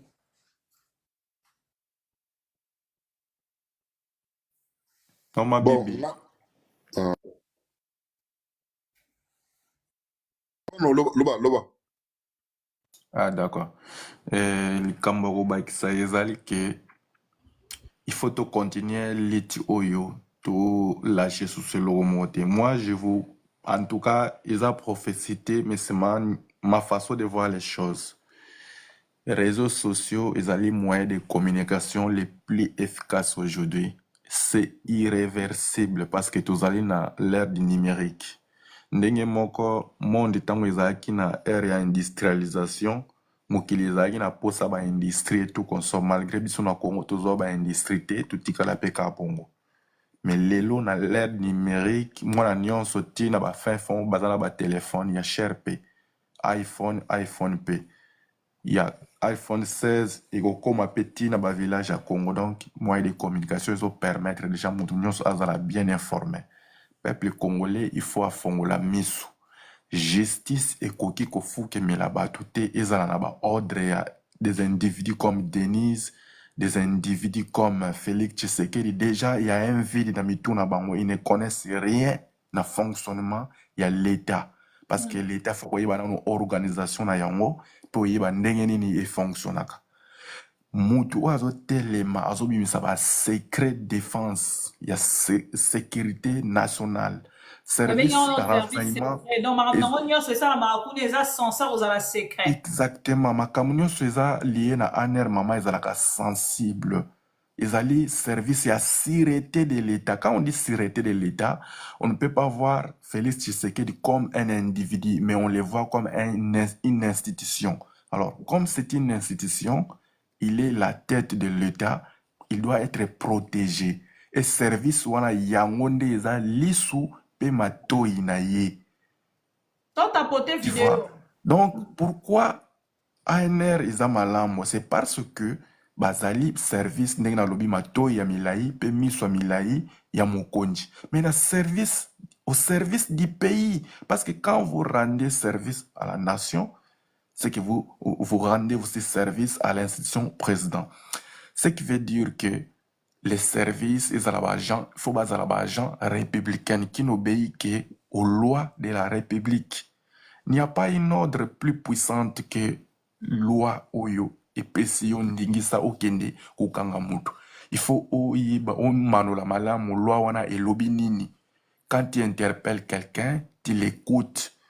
Par rapport à ba soupçon yo zanango ba ko fouiller yo ba biloko zanango même na poto so ba kanyo ba fouiller yo, tu ne vas pas résister, tu vas te présenter et ceux qui indice ezalité il faut ba libérer yo, ceux qui ba moni ki ba indice ezali il faut ba pesa yo na juge instructeur ba instruire dossier na yo dans les 48 heures ba présenter au juge naturel. C'est ça la procédure. On ne peut pas assister à une vaste blague où ezali que ils font ce qu'ils veulent na état d'âme o bakola la nango so balamu ki malamu basalema ka malamu so balamu ki biente bokanga set ki kun bobwaka ye kuna bo sodomiser ye bokanga nan bo sale service à sima. Mais non, vous n'avez pas de mission comme ça. Comment vous pouvez agir au-delà de vos missions? Comment vous pouvez agir au-delà de vos attributions? Vous n'avez pas pour attribution de rendre justice. Vous n'êtes pas de juge, vous n'êtes pas de magistrat.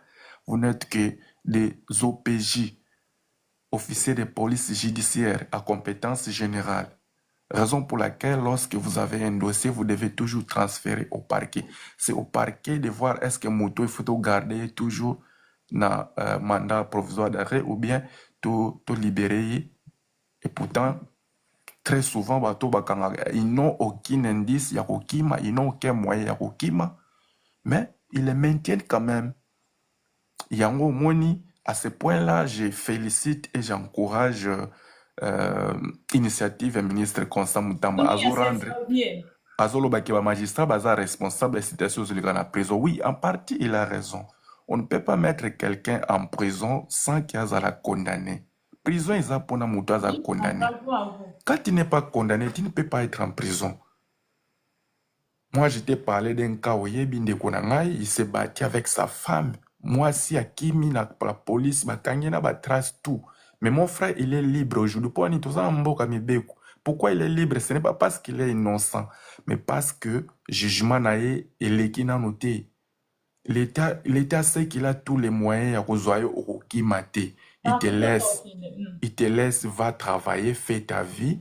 On attend ton procès, Soko Sambi, et que le jugement te condamne. Ok, prison. Ce qui est condamné, tu restes libre. Donc c'est ça les droits. Parce que liberté est à la droit nabiso exception au côté prison. Mais la règle veut que tous à la libre parce que tous les êtres sont libres et égaux. Là, ça, c'est une loi universelle qui a été votée au Genève, au Isali, Namibé, la constitution sur Moukil. Alors, ceux qui sont sous liberté, on a tout vivre et l'eau, on a la démocratie, ils appellent dictature, il faut pas que l'on comme Merci beaucoup, sinon, tout continue parce que rien que na litinde tokozo makambo nyos toza en posa. Sans lit tokozo elote. Merci beaucoup. Ndeko Betty aux eu parole.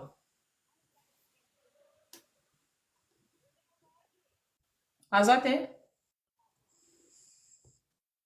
Betty Alali? Ndeko Eriti aux eu parole. Oui, bonsoir madame. Bonsoir. En tout cas, ceux qui les gens na live na yo parce que normalement on a comment se soucier vraiment pour la madame Oyo. Parce que la fille avait dit, si c'est du juge, si c'est qui, c'est vraiment le qui a condamné en Makasi. Quand on voit Jakinda, là, c'est un père de famille, mais le voir comme ça, affirmé en public, mais quand je vois, tout le monde a ma vidéo, on a dit si c'est un montage ou quoi, et la fille a nié et tout, en fait. Moi, je sais pas. Extrader les lots. Voilà, donc, en tout cas, il faut tout les mélanges, justice pour la Jakinda, là. Je suis un jeune, je fais partie aussi, donc je fais la politique en fait. Pour soutenir Jakinda là, ils ont pour soutenir Mabé comme de son amour dans la fille à Salaki Ango, parce qu'à Salaki donc on a confiance totale dans le pouvoir en place. Alors, non mais niveau à Comeliwana, ils ont sous niveau et à confiance totale. Oui madame, ce lobby bongo parce que Yoko se permet au Kinena, au leka, au la live et puis de dire des choses pareilles, n'a mis sur Batou. Ok, nous sommes dans le monde entier direct. Ok, non, au ça la direct aujourd'hui. Monde entier total, là, on a besoin d'enregistrer. Si je dis ça parce que c'est dit trop en tout cas. Jakinda Laza, donc Naza moi na muke na landaka eti lelo, je finis mes études. Voilà. Ah, si moi bloc bon, qu'ils passé ma casse.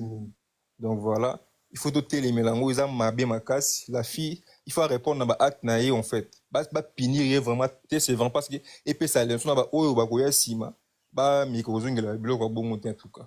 Donc on a vraiment la condamné moi 100%. Vraiment. Merci beaucoup papa. Les cochirets aux eu parole. Oui, dans la politique. Les cochirets aux eu parole. Oui, bonsoir, bonjour. Bonsoir. Ouais, bon, ils ont souci ma casse, na Hollande sous Denise yango, donc on dirait bakangi. Donc ils ont participé son ipé mawa, ba acte ou a posé pour na papa est responsable. Et puis les choses graves que moi si on ça là, on ça sur deuxième vidéo. À lui place bakokanga, place okende ko funda. Okokuta bakombo ba mwamba chiba donc aza sur place à Télémeli un papa bato boy responsable na mwasi na bana donc bi mère ya bana neti lo baza ndenge nini mboka oyo udo mboka wana jusqu'à quand bato bakokoma normal c'était l'individu mwasi oyo mais nazomona azo akomo kotatone maloba awa akomo loba n'importe akomo kosa zo mais ba vidéo za wana ti est-ce que ba vidéo o ezangi ke bato ba komemela po amona ke alobaki mabe te azofungola munoko oyo lokola pêche oyo bazobimisa na filet personnalité bato te mpona nini droit bato eza te bazorespecte yango te babiso mosusu tobotami na mboka wana tokoli na mboka wana tolongwa me toyebeke un jour mpo biso nyonso toza bamboka mipaya tobulaka un jour ke wana mboka na biso tobotami tokoleli mwa impression kozala ndenge bato batikala kuna biso mpe tozonga me tomonaka rien ne change okozongela ndenge nini donc bazoyeba valeur papa Jacques Ndala c'est un grand messie au Congo. Aza mutu munene tozwa bakamuzu balégèrement aza mutu auta na monde de musique aile na politique mpo nani amona que ça ne va pas aza na 3 fois telema yango atelemi na mboka na ye yo tindaka bato bakende kokanga tanke ki epuis ozoloba na pesa mbongo yango nani atindaka yo ozwaka mbongo yango wapi mais lelo komo oloba na de langage na baréseaux sociaux boza dine te quoi. Il faut kotelemela likambo tina suka donc Jacques Ndala toza pona yo vraiment nzambe akolongisa otina suka oyo bazosala mabe lelo lobi nzambe akofuta bango inosité na yo ekobima tina suka ye oyo akenda ata bakimisi ye ata babombi ye wapi oyo basali Jacques Ndala ekozongela ye. Merci toza ensemble vraiment ngana ndikaki na Luanda. Merci beaucoup ndeko je reste peigné na Luanda. Merci beaucoup. Et ça va dans Luanda mbote. R nani? Nazo comprendre des côtes, hein? Officiel. R mora fongo les vidéos azo bina nazo comprendre. Akei. Na comprendre ete. Abangi singa makasi. Après Congo ça mystique. Tina point on a té quand même. Azo sa vidéo kuno zo mo fongo li azo bina azo sala boy na bi onganga to nini nzana. Linamo aux parole. Peut-être qu'elle a 5 minutes. Ndeko Linamo aux parole. 1 minute. Bonsoir à tous. Bonsoir. Ouais. Je suis très ravi à quoi intervenir dans le panel. C'est vraiment triste de voir tout ce qui se passe dans Mboganabiso. On est Congolais et quand on regarde tout ce qui se passe dans notre pays, on a des fois tous la moitié de goût de voir tout ce...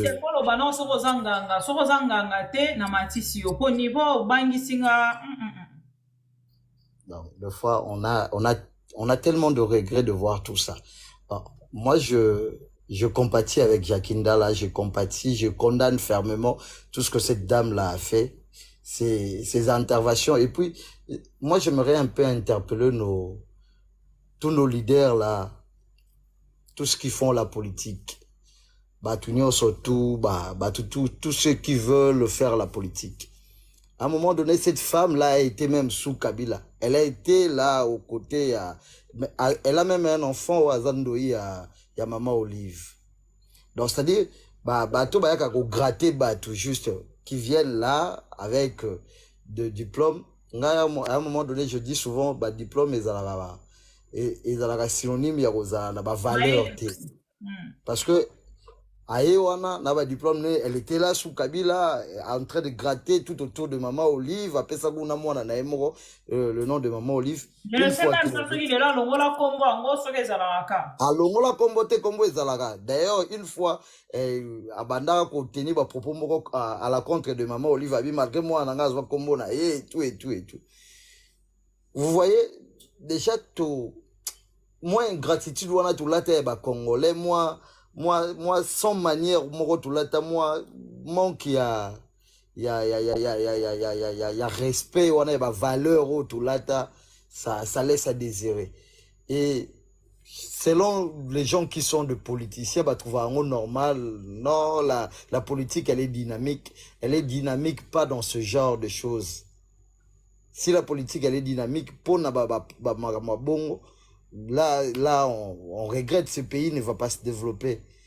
Moi, j'aimerais que tout, même Bissomoko, nous qui luttons pour que ce pays change, Bissobato Tolinga, que Mboko ait changé, nous devons être derrière de valeurs, pas derrière des individus, derrière de valeurs. Il faut prôner plus ma valeur que d'être derrière des individus. Parce que, résultat, il y a tantôt un frère qui avait intervenu pour Moïse Katumbi et tout, la façon dont on a remercié Jakinda là. Le mal avec nous, c'est parce que nous marchons derrière des gens, des individus. Alors que nous devons juste marcher derrière de valeurs. Soit autant derrière de valeurs. On a eu ça au Congo. Totalement derrière le drapeau. Tovanda awa lipa pena tomona pena nde lipa tant tozaki ba mikende lipa ezaka misuni na kati le lipa koma poso na poso. Mutu moko a marche raté pour le bagano, même la société civile dire que non, notre situation notre vie quotidienne ne va pas, tout marcher, tout ça, rien. On ne fait rien. Mais quand il y a un politicien qui nous demande de sortir dans la rue, opposition. Au final, c'est eux qui bénéficient d'un avantage. Au final, on est gagnant et c'est nous, le citoyen lambda, qui sommes de perdants. Merci. C'est nous, les citoyens lambda, qui sommes de perdants. Nous devons juste nous mobiliser pour conscientiser un peu plus de Congolais pour que les gens comprennent que nous ne devons pas marcher derrière les individus, mais plutôt derrière ma valeur, derrière biloko ezosala ke mori kene de l'avant.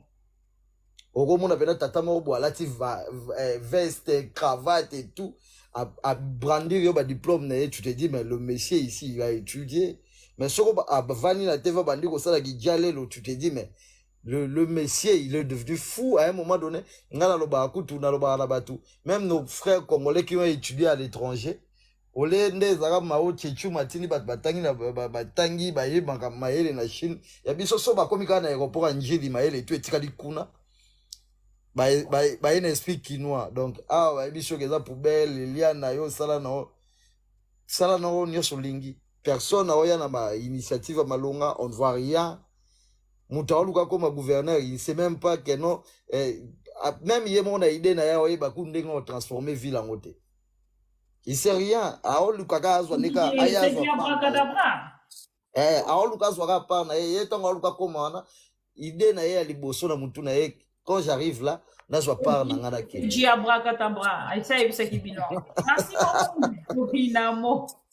Merci, je vous remercie. Merci de m'avoir fait monter, d'en participer. Je vous remercie infiniment. Il n'y a pas de souci, on est ensemble, c'est votre mission. Ndeko Eric, aux parole. T'es air officiel au Bangi Singa. Bangi Singa. Nabangi. Nabangi. Merci beaucoup, Nelly, c'est très gentil.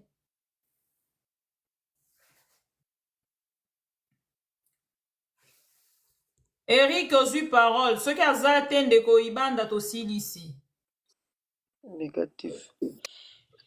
Ouais, bonsoir à tout le monde. Bonsoir à toute la famille. Bonsoir à toi aussi, Madame Bibika Pinga. Bonsoir. En fait, j'allais juste vous dire quelque chose. Madame Bibika Pinga, je crois bien que tu me connais, même à l'entremise de votre... l'ancienne bonne là, Lydie Amboka. Papa, vous ne venez pas ici pour parler de ma vie, vous venez pour une émission, ok? Vous restez d'accord, professionnel. je Quand voulais vous juste vous montez, dire ceci. vous parlez du sujet aussi sur Kitty. Si vous avez besoin de balanga que vous avez privé, il faut respecter le travail de soi, ok? Ok, d'accord, madame. D'accord, madame. Je voulais dire d'être moins forte, hein, madame. Au moni réseaux sociaux et BBC marambe belé makasi parce que ceux qui ont les réseaux sociaux ont été d'autres gens balinga ba matela ote mais au moni ti la fille là en tout cas azo ba audacité ko n'importe quoi c'est grâce à réseaux sociaux mais ngana ko loba na ka mukina sengi na okaka oza na motema monene mama musala na bino eza musala moko a critique ba kritikaka na ba façon nyonso o balingi mais zala na motema monene mama zala vraiment na motema monene donc voilà un peu o nazalaki nango akoloba. Sujet Zandeko Jakindala, merci beaucoup pour votre mot. Sujet Zandeko Jakindala, Denise Nyakeo, Denise Dishoshwa Bakangi, votre commentaire. En tout cas, ne bakangi bon que la justice, en tout cas, mais c'est Constant Mutamba. En tout cas, sala musala na yo. Sala musala na yo parce que la femme en question a mis mon comme si elle est expert en tout. Et des graves aussi que non, presque dans le régime passé, dans le régime où azo dondora ndenga dondora. Donc, justice c'est ça musala na yo. Tout que la justice c'est ça la musala na yo vraiment. Ba condamner ba preuve ezali. Ba maluba na ye moko ba live na ye oyo ya sala sala. En tout cas, justice c'est ça la musala na yo. Merci beaucoup. Ndeko Eric, combien de en privé, hein? C'est trop mieux. Surtout citer les noms de gens comme ça en privé, c'est mieux qu'en public. Surtout parler des professions. Merci beaucoup. Merci beaucoup. Merci beaucoup. Ndeko nani mata. Ndeko R nani. Kumbele sunai. R officiel à moi qui est. Bon, ndeko ibanda to ici.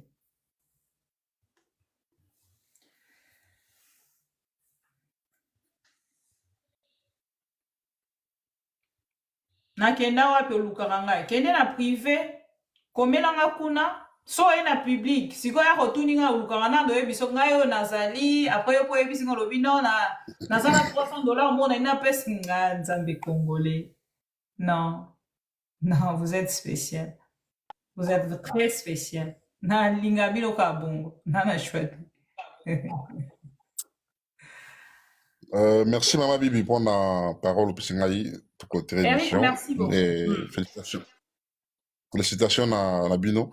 Ngana ko singa kaka na olobaka que moni ceux qui na vie à mutu, ceux qui ont commis déjà ko mata sur le plan social, peu importe influenceur, rang social na yo commis ko changer un peu, maloba na yo commis ko influencer be batum sous balanda yo.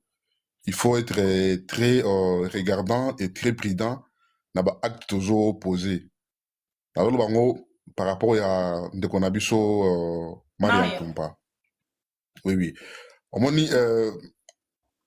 En soi, ce qui est bien conseillé, et là, on a surtout te réprimer, te limiter réprimer à côté.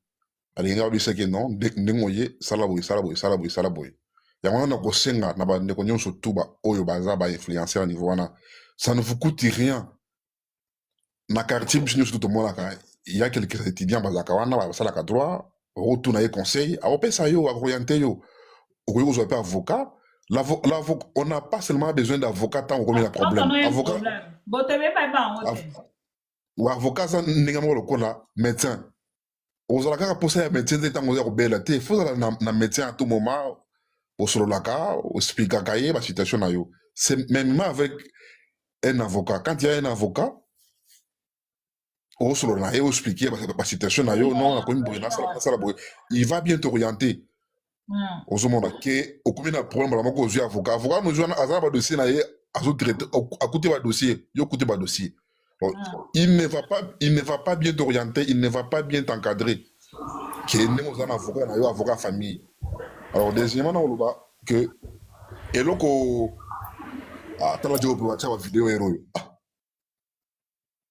Ah, pas mon théâtre. Non, mon vélo. Ok. Ah, on comprend.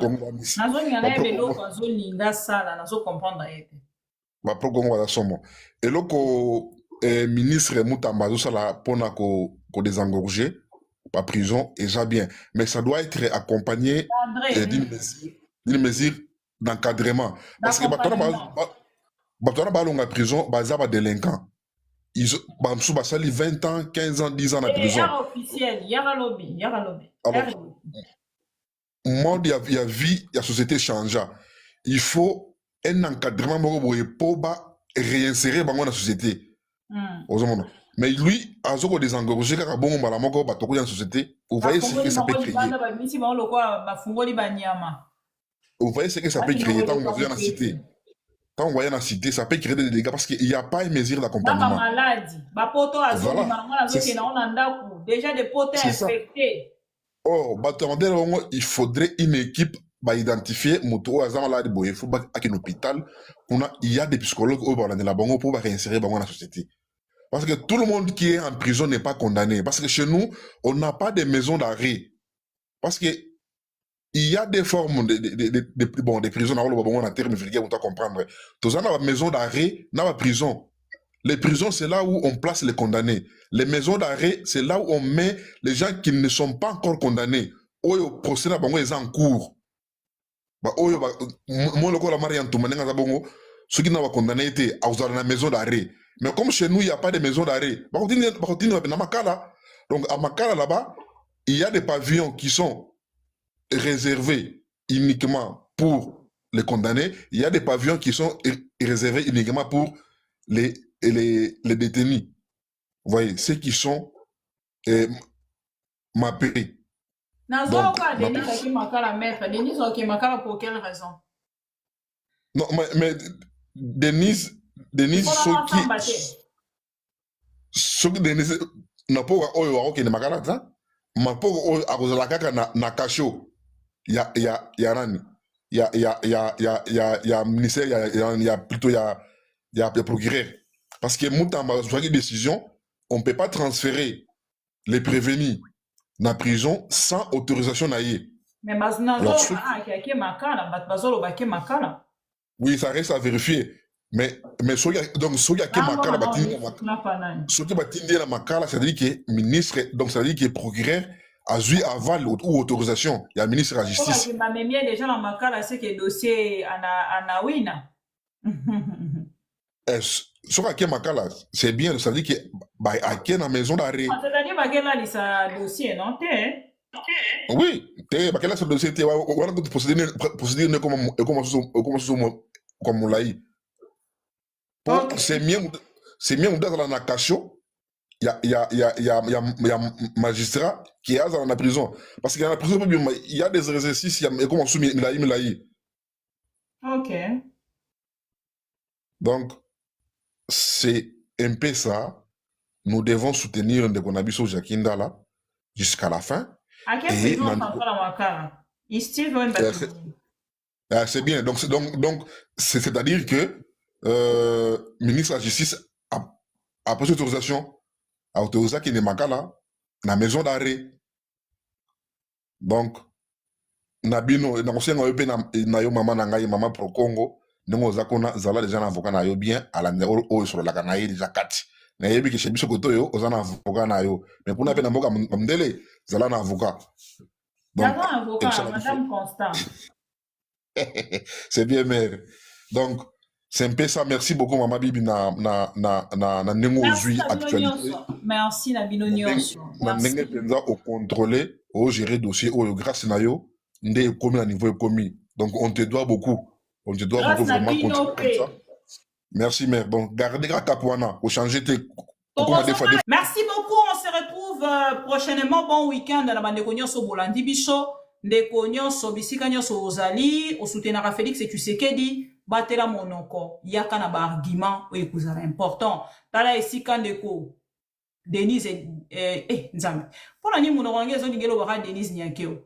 Tala esi ka ndeko Denise Chichochoa accueilli na poko ya lelo par rapport ya ko salir pouvoir ya Félix Tshisekedi. Ce qu'on soutenira Félix Tshisekedi, s'il vous plaît, soutenir yé na ba argument oyo kozala solide. Comment na yo ata lo kwa Manix alobi ye de Félix asombeli mutuka sombeli ndaku apesi déjà nyonso. O nyonso etikali bo bunda na ngo kuna peuple makamna bino etali ete. Yesi Félix asombeli Manix yenda alobi Félix asombeli mutuka ya lukaka na vi mingi te alukaka ba sombeli lopango mutuka na pesa mbote na président de la République vision na ya vie ezala wana donc o etikali etali ete donc grâce ibanda yo pe lukaka sombeli mutuka pas président de la République lobby o pesa pe mbote na chef de l'État sope basombeli ope moi lopango na yo ale okangi pe munoko vision ya jeunesse non nazali choqué na tweet nazali très choqué. Merci beaucoup, au revoir chers amis, courage encore une fois dans Ndeko Jakinda là et courage na bandeko nyonso bayoka ki soni ya ko dénoncer mais derrière ndeko